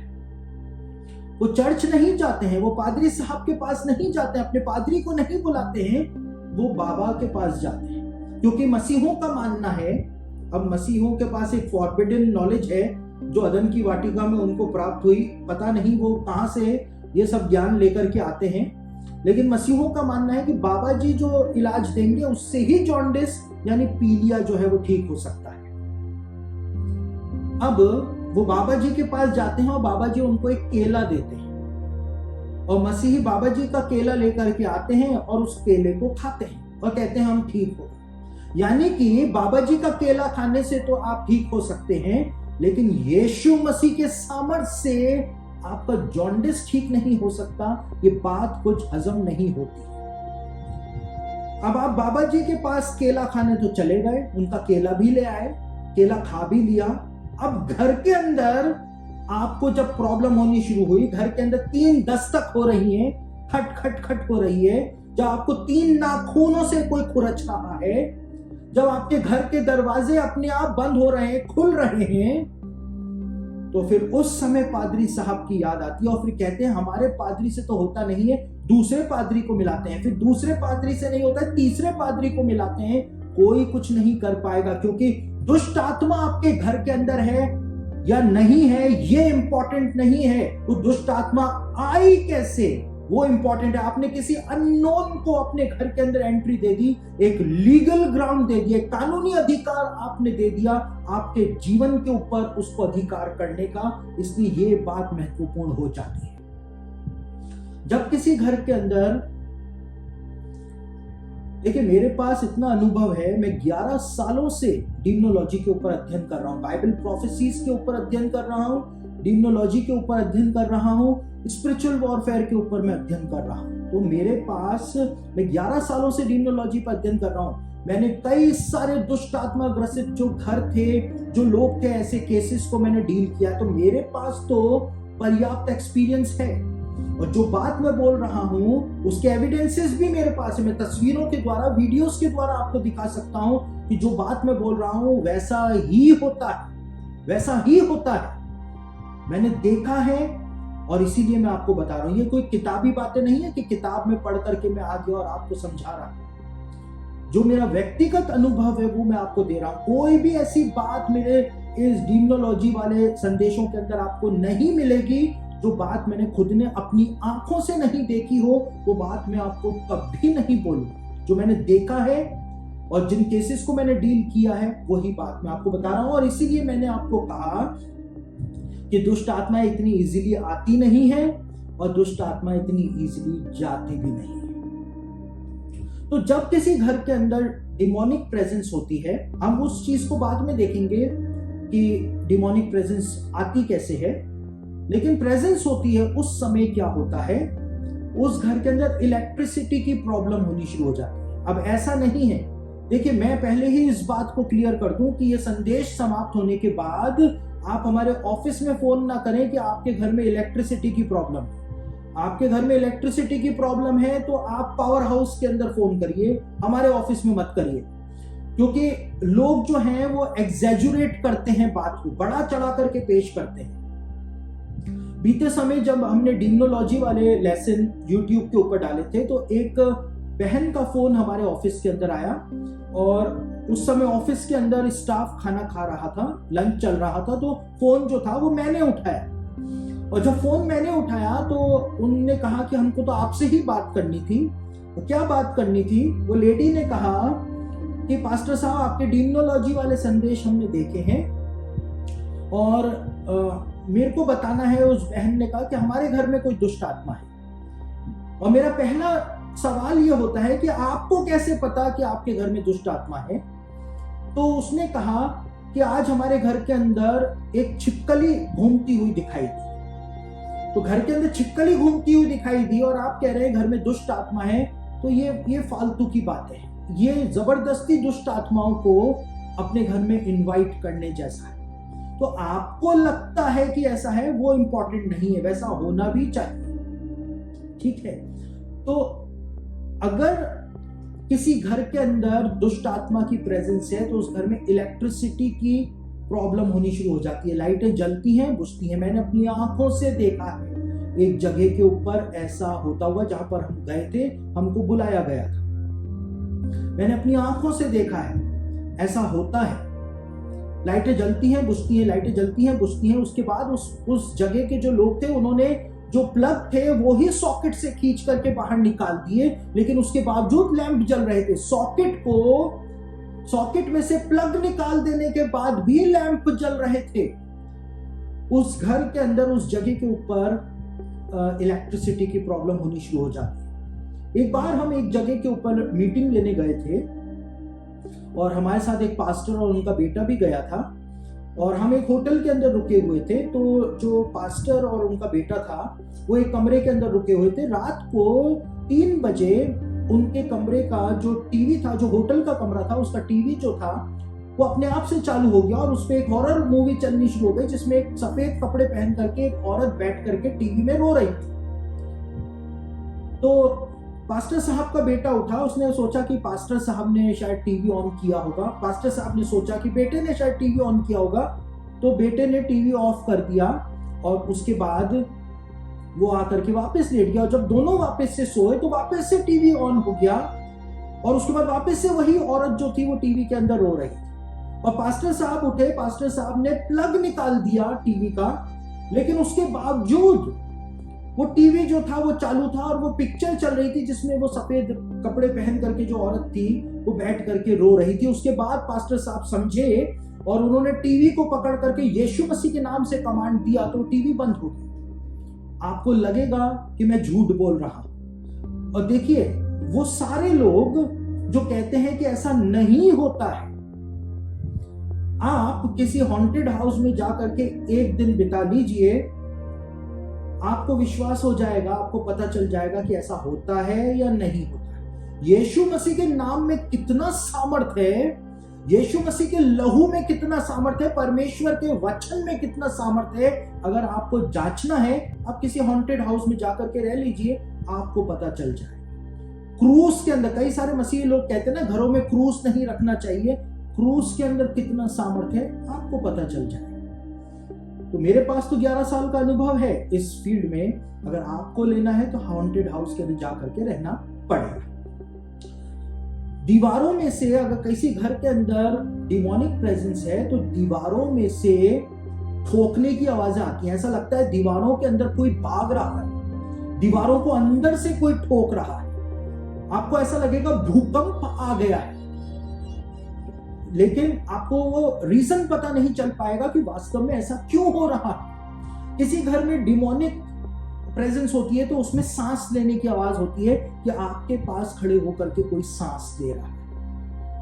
ऐसा होता है, हमने खुद ने महसूस किया है। जो हॉन्टेड हाउस में जिसमें हमको बुलाया जाता है दुष्ट आत्माओं को निकालने के लिए, हमने खुद ने इस बात को महसूस किया है। वहां पे ठंड ही ठंड रहती है, वहां पर बदबू ही बदबू आती है, इतनी भयानक बदबू आती है कि आपको उल्टी आनी शुरू हो जाए, इतनी भयानक बदबू आती है। और साथ ही साथ जिस घर में डिमोनिक प्रेजेंस होती है उसमें लोग जो होते हैं, परिवार के लोग जो होते हैं, उनको किसी के साथ भी सेक्स करने की इच्छा होती है। इतनी तीव्र इच्छा होती है कि किसी के साथ भी कर लूं, और हर किसी को देख करके उसके साथ सेक्स करने की इच्छा होती है। ये डिमोनिक प्रेजेंस जब किसी जगह पर होती है तब ऐसा होता है। और साथ ही साथ परिवार के सदस्यों को उस घर के अंदर नींद नहीं आती है, नींद आती ही नहीं है। वो बीमार हो जाते हैं लेकिन नींद नहीं आती, उनको दवाइयां दे दी जाती हैं तो भी नींद नहीं आती। तो ये तो वो कुछ चीजें हैं कि अगर डिमोनिक प्रेजेंस होती है तो ऐसा होता ही होता है। आपका गैस का चूल्हा जो है अपने आप ऑन हो जाएगा, आपका टीवी अपने आप ऑफ हो जाएगा, ऑन हो जाएगा। आपका फ्रिज जो है वो बंद हो जाएगा, वापस से चालू हो जाएगा, लाइटें अपने आप बंद हो जाएंगी, थोड़ी देर में अपने आप चालू हो जाएंगी। तो ये सब प्रेजेंस होती है जिसको वो मैनिफेस्ट करके बताती है कि इस घर पर अब मेरा अधिकार है, तुम्हारा अधिकार नहीं है। लेकिन बात ये इंपॉर्टेंट नहीं है कि उस घर के अंदर डिमोनिक प्रेजेंस है, बात इंपॉर्टेंट ये है कि उस घर में डिमोनिक प्रेजेंस आई कैसे। व्यवस्था विवरण उसका 18 अध्याय के कुछ वचनों को हम पढ़ लेते हैं, जहां पर परमेश्वर ने मूसा को इजरायलियों के लिए कुछ सख्त हिदायतें दी थी कि इजरायली ऐसा बिल्कुल भी ना करें। व्यवस्था विवरण 18 अध्याय 10 से लेकर 12 वचन आपके सामने पढ़ रहा हूं। वहां पर परमेश्वर ने कहा था कि ऐसा काम बिल्कुल भी मत करना, वरना तुम फंदे के अंदर फंस जाओ। तो व्यवस्था विवरण 18 अध्याय 10 से 12 के अंदर क्या लिखा है, यहां पर 9वें वचन को भी साथ में पढ़ रहा हूं। यहां पर क्या लिखा है, जब तू उस देश में पहुंचे जो तेरा परमेश्वर यहोवा तुझे देता है, तब वहां की जातियों के अनुसार घिनौना काम करना ना सीखना। कुछ काम है जो परमेश्वर की नजरों में घिनौने। यहां पे लिखा है, तुझ में कोई ऐसा ना हो जो अपने बेटे या बेटी को आग में होम करके चढ़ाने वाला हो।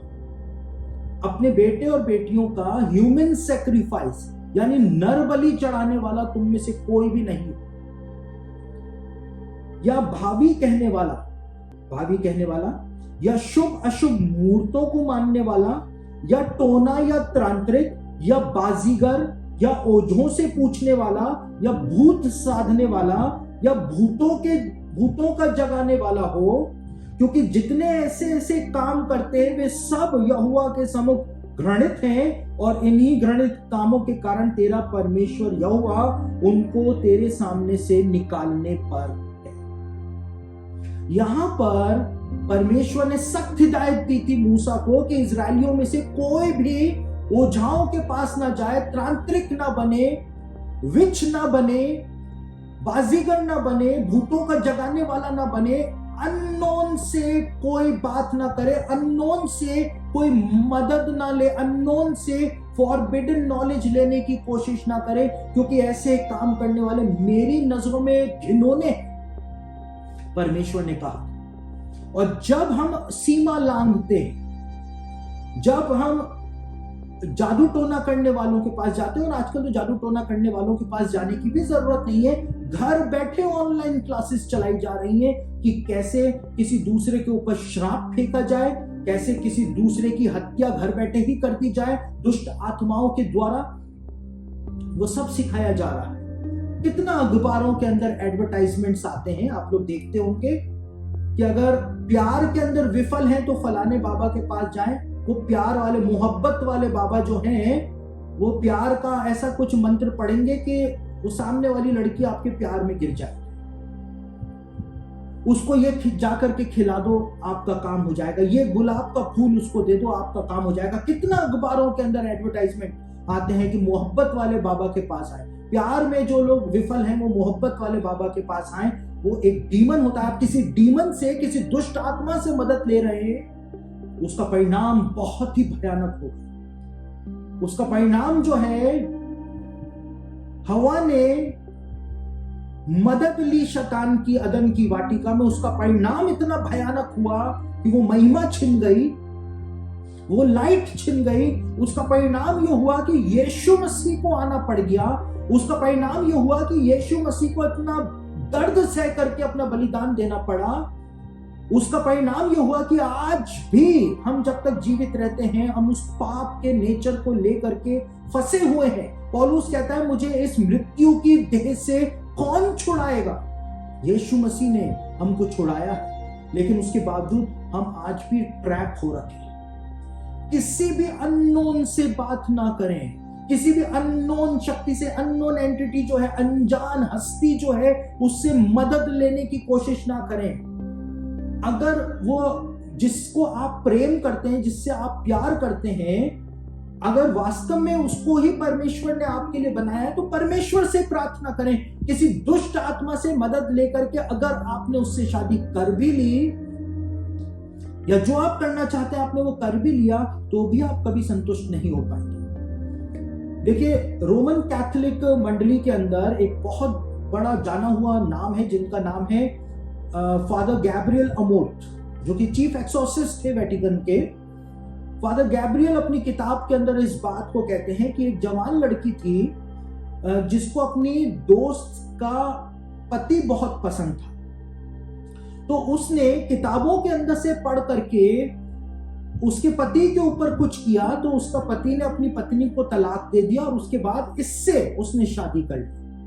लेकिन फादर गैब्रियल कहते हैं कि किसी दुष्ट आत्मा की सहायता से इसने उसके पति से शादी तो कर ली, लेकिन उसके बाद इनका विवाह भी ज्यादा समय तक नहीं चला, इनका भी तलाक हो गया और इनके बीच में भी कभी नहीं बनी। तो किसी भी अनजान से आप मदद ना लें, किसी भी अनजान से फॉरबिडन नॉलेज ना लें कि मरने के बाद जो मर गया वो अभी क्या कर रहा है, उसके मन में क्या है, वो क्या मुझसे कहना चाहता था। फॉरबिडन नॉलेज लेने की कोशिश ना करें, क्योंकि अगर इन बातों को जानना जरूरी होता तो परमेश्वर वैसे ही उस व्यक्ति के द्वारा ही वो सारी बातें आपको बता देते। किसी दुष्ट आत्मा की मदद आपको लेने की जरूरत नहीं पड़ती। तो इन सब बातों को लेकर के हमको बहुत सावधान रहना है। दुष्ट आत्मा अगर आपके ऊपर हमला कर रही है, दुष्ट आत्मा ने अगर आपको बंधन के अंदर रखा हुआ है, दुष्ट आत्मा यदि आपके घर के अंदर काम कर रही है, दुष्ट आत्मा आपको परेशान कर रही है, पंजे मार रही है, ये इंपॉर्टेंट नहीं है कि दुष्ट आत्मा आपको परेशान कर रही है। इंपॉर्टेंट ये बात है कि आपने जीवन में ऐसा क्या किया है, आपने कुछ तो ऐसा किया है कि उसको लीगल ग्राउंड मिला है जिस वजह से वो आपके ऊपर हमला कर रही है। मेरे आज के संदेश को मैं यहीं पर ही रोक रहा हूं। कल हम इसी विषय को आगे लेकर के चलेंगे। कल हम हॉन्टेड हाउसेस के बारे में जानने का प्रयास करेंगे कि बाइबल में परमेश्वर ने मूसा को स्पेसिफिक आज्ञा दी थी हॉन्टेड हाउसेस के बारे में। हम हॉन्टेड मिशन कंपाउंड के बारे में भी कल जानने की कोशिश करेंगे और कल बहुत सारी बातों का खुलासा मैं आपके सामने करूंगा। कैसे कुछ संगीत ऐसे होते हैं जो दुष्ट आत्माओं को आपके घरों में ले आते हैं, उसके एविडेंसेस भी मैं आपको दूंगा। भारत के अंदर भी एक गीत के ऊपर, एक हिंदी फिल्म के गीत के ऊपर क्यों प्रतिबंध लगाया गया था, वो सारी बातें भी मैं आपको बताऊंगा।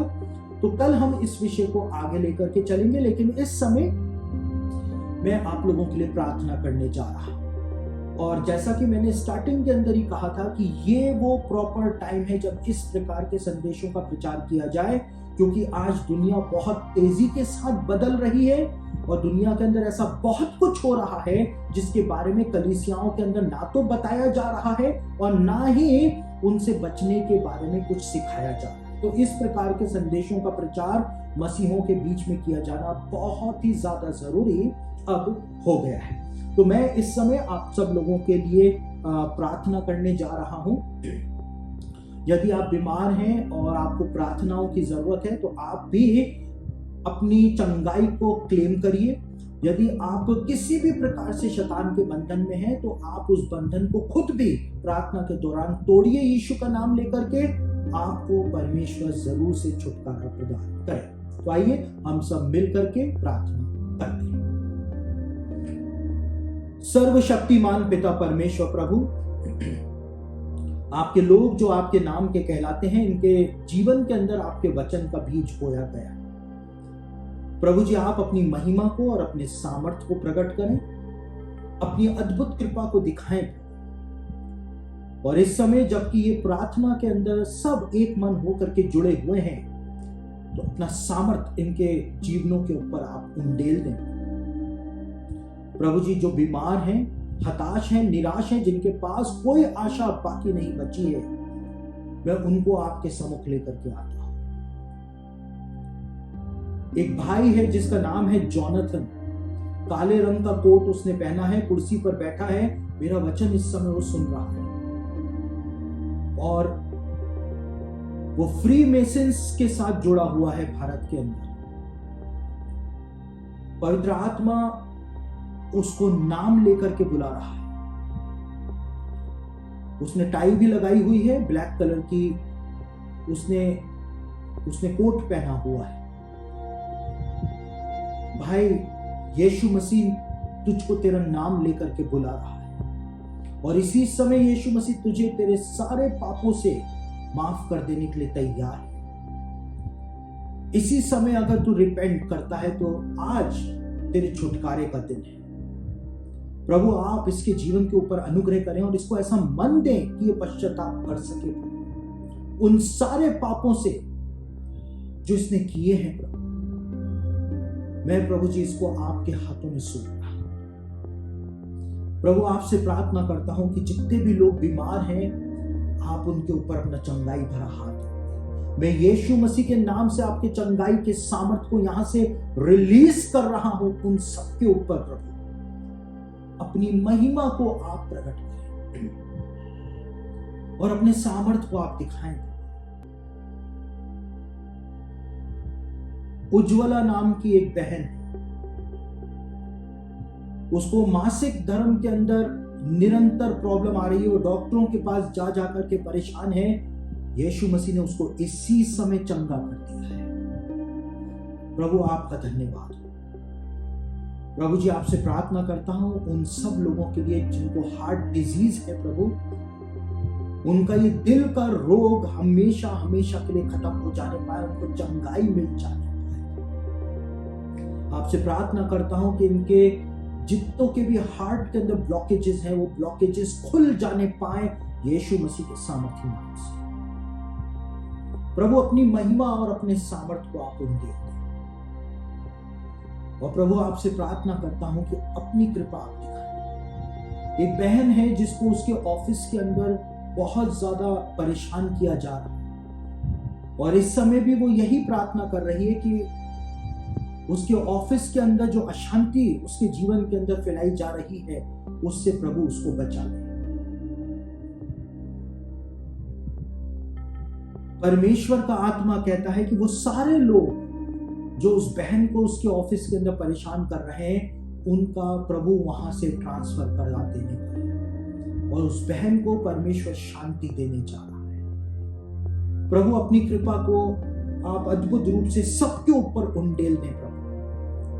प्रभु जी जितने भी लोगों को ट्यूबरक्लोसिस है, टीबी है, प्रभु उन सब के लिए प्रार्थना करता हूं कि टीबी के लक्षण तक उनके शरीर में से गायब हो जाए। प्रभु जी वो सारे लोग जो कैंसर से ग्रसित हैं उनका कैंसर ठीक हो जाने पाए, दूर हो जाने पाए। यीशु मसीह के नाम से मैं यहां से वो चंगाई को रिलीज कर रहा हूं। प्रभु आप अपनी महिमा को प्रकट कर दें। कैंसर की गांठें खत्म हो जाने पाए, लंग्स कैंसर खत्म हो जाने पाए।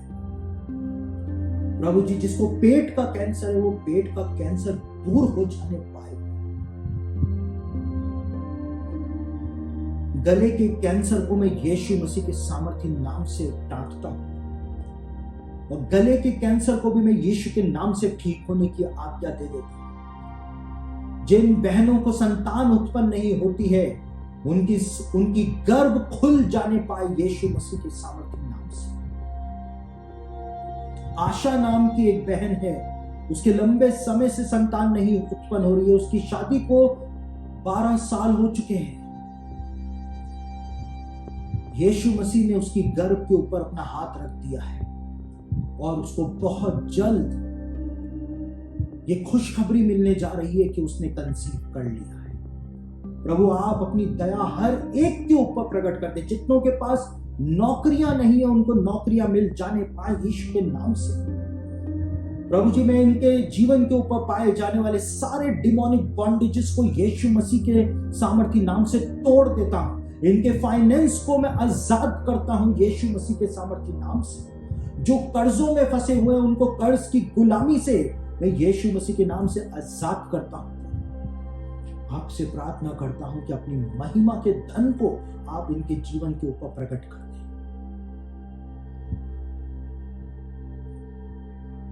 एक बहन है, वो निरंतर जादू टोना करने वालों के पास जाती है, बाबाओं के पास जाती है, लेकिन उसको आज ही इस संदेश के द्वारा पता चला है कि ये सब काम करना गलत है और वो मन ही मन घबराई हुई, क्योंकि उसको पता है कि उसके घर के अंदर क्या हो रहा है। मेरी बहन, यीशु मसीह तुझे नाम लेकर के बुला रहा है। यदि तू आज पश्चाताप करेगी, आज रिपेंट करेगी, तो यीशु मसीह तुझे तेरे सारे पापों से माफ कर देने के लिए तैयार है। प्रभु आप इस बहन को ऐसा मन दे कि ये पश्चाताप कर सके। आपका अनुग्रह आप इसके ऊपर प्रकट करें। प्रभु जी, आपके लोग जो आपके नाम के कहलाते हैं, मैं इनको आपके हाथों में सौंप रहा हूं। प्रभु अपनी अद्भुत अद्भुत महिमा को आप प्रकट करें। जिनको आंखों की प्रॉब्लम है, उनकी आंखों की प्रॉब्लम यीशु के नाम से दूर हो जाने पाए। एक बहन है जो अपने बेटे को लेकर के बहुत ज्यादा परेशान है। उसका बेटा जो है वो सही रास्तों के ऊपर नहीं है। प्रभु मैं उसको आपके सम्मुख लेकर के आता हूं। आपसे प्रार्थना करता हूं कि अपनी महिमा को आप प्रकट करें और जॉनी का जीवन पूरी तरह से बदल जाने पाए। उस लड़के का नाम जॉनी है और जॉनी के जीवन को यीशु मसीह पूरी तरह से बदल करके रख देने वाला है। मैं जॉनी को आपके हाथों में सौंपता हूं प्रभु। इसके जीवन के ऊपर पाए जाने वाला हर एक शैतान के बंधन को मैं यीशु के नाम से तोड़ देता हूं। आप अपनी महिमा को प्रकट कर दें प्रभु जी। इस प्रार्थना को आप सुन लें और अपने लोगों के ऊपर अपने सामर्थ को उंडेल। जितने भी लोग आपके पवित्र आत्मा को अपने जीवन के अंदर इनवाइट कर रहे हैं, उनके जीवन के अंदर पवित्र आत्मा का वो प्रकाश उतर जाने पाए। इनके घरों के अंदर पवित्र आत्मा का उजियाला हो जाने पाए। इनके अंधियारे जीवनों पर आपका प्रकाश चमकने पाए। सबको ज्योति में लेकर प्रभु जी, जहां आपका आत्मा है वहां स्वतंत्रता है। आपका वचन कहता है सबको आजाद कर दे यीशु मसीह के सामर्थ्य से। आमीन।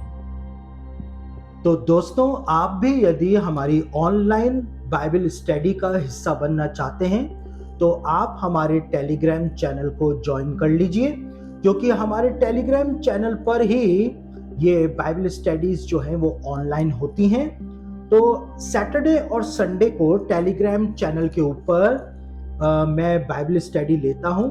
तो यदि आप चाहें तो हमारे टेलीग्राम चैनल से जुड़ सकते हैं। हमारे टेलीग्राम चैनल को कैसे ज्वाइन करें वो आपको नीचे डिस्क्रिप्शन बॉक्स के अंदर सारी डिटेल्स जो हैं वो मिल जाएंगी। हमारे टेलीग्राम चैनल का नाम है सचिन क्लाइव ऑफिशियल। आप उसको अंदर उसको ज्वाइन कर सकते हैं, उसमें जुड़ सकते हैं और हमारी ऑनलाइन बाइबल स्टडी जो सैटरडे संडे को होती हैं, आप इसके अंदर भाग ले सकते हैं। लाइव हमारे साथ जुड़ करके भाग ले सकते हैं और साथ ही साथ आपको जो वर्ल्ड बिब्लिकल न्यूज़ है वो भी हमारे टेलीग्राम चैनल के ऊपर निरंतर प्राप्त होती रहेगी। तो यदि आप चाहें तो हमारी ऑनलाइन बाइबल स्टडी से हमारे टेलीग्राम चैनल को ज्वाइन करके उससे जुड़ सकते हैं।